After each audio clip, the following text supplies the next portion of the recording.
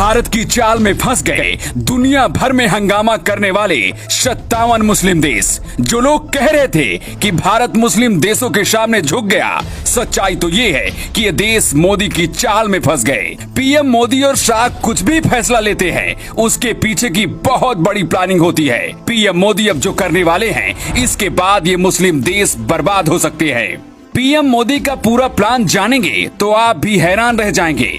ये बात हर कोई जानता है कि रूस भारत का दोस्त है और अब रूस के राष्ट्रपति व्लादिमीर पुतिन का एक ऐसा बयान सामने आया है जिसके बाद से हंगामा मच गया है। सबसे ज्यादा इसकी चर्चा भारत में हो रही है। दावा किया जा रहा है कि पुतिन बहुत गुस्से में हैं और नूपुर शर्मा के बयान को लेकर खुद पीएम मोदी से फोन पर बात करने वाले हैं और इसके बाद कुछ बहुत बड़ा होने वाला है। भारत ने इन मुस्लिम देशों को भाई की तरह माना। जब कोरोना से पूरी दुनिया में लोग मर रहे थे, अमेरिका ने भी मुस्लिम देशों का साथ देने से हाथ खड़ा कर लिया था। तब भारत ने सिर्फ 7 दिन के अंदर सारी मदद पहुंचा दी थी। इन देशों ने कहा था कि भारत का एहसान जिंदगी भर नहीं भूलेंगे और हमेशा भारत के साथ खड़े रहेंगे, लेकिन कुछ महीनों में ही अपनी असलियत दिखा दी।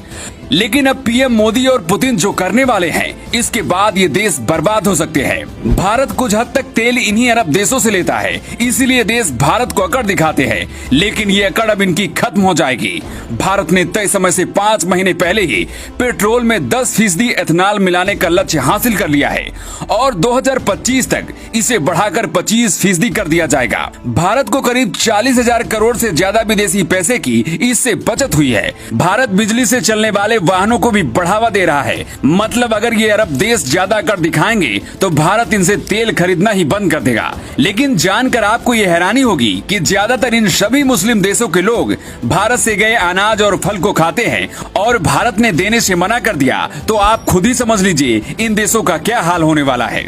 दावा किया जा रहा है कि मुस्लिम देशों से रूस के राष्ट्रपति पुतिन भी बहुत गुस्से में हैं। इसकी वजह पुतिन का एक ऐसा बयान है जिसे गलत तरीके से वायरल किया जा रहा है और दावा किया जा रहा है कि नूपुर शर्मा के बयान देने के बाद पुतिन ने बयान दिया है। इस बयान में पुतिन कह रहे हैं कि पैगंबर मोहम्मद का अपमान धार्मिक स्वतंत्रता का उल्लंघन है और इस्लाम को मानने वाले लोगों की पवित्र भावनाओं को चोट पहुंचाता है। मुस्लिम कट्टरपंथी और भारत के अंदर पुतिन के इस बयान को गलत तरीके से वायरल किया जा रहा है, जबकि सच्चाई तो ये है कि ये बयान 1 साल पुराना है। पुतिन ने 23 दिसंबर 2021 को अपनी वार्षिक प्रेस वार्ता में फ्रांस के शार्ली हेब्दो और इस्लाम विवाद के मामले में बयान दिया था। रूस भारत का दोस्त है, ऐसा कहा जा रहा है कि पुतिन इसकी वजह से बहुत गुस्से में है और खुद मोदी से बात करने वाले हैं। दावा तो ये भी किया जा रहा है कि पुतिन भारत को कच्चा तेल पूरा देने के लिए कह सकते हैं। अगर ऐसा होता है तो अरब देशों से भारत तेल खरीदना ही बंद कर देगा और अनाज फल भी नहीं देगा। अगर ऐसा होता है तो भारत को अकड़ दिखाने वाले ये देश भारत के सामने गिड़गिड़ाने लगेंगे और सारी अकड़ भी खत्म हो जाएगी।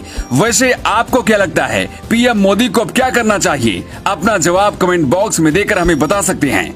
Bureau report, new times.